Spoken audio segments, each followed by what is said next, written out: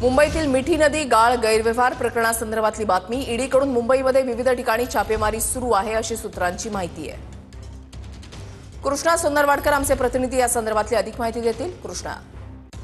वृषाली, या सगळ्या प्रकरणात आपण पाहतोय की मिठी नदी स्वच्छता घोटाळा प्रकरणात मुंबई पोलिसांच्या आर्थिक गुन्हे शाखेकडून आधीपासून तपास सुरू आहे आणि या प्रकरणामध्ये एकूण 13 जणांना आरोपी करण्यात आलेला आहे. त्यापैकी आरोपी केतन कदम आणि जय जोशी हे अटकेमध्ये होते. जय जोशीला कालच कोर्टानं जामीन दिलेला आहे आणि बीएमसीचे अधिकारी सुद्धा यामध्ये आरोपी आहेत. मात्र आता आर्थिक गुन्हे शाखेच्या तपासाच्या आधारावरतीच मुंबईतल्या ईडीनं सुद्धा या प्रकरणी मनी लॉन्ड्रिंगचा गुन्हा दाखल केलेला होता आणि तपासाला सुरुवात केलेली होती.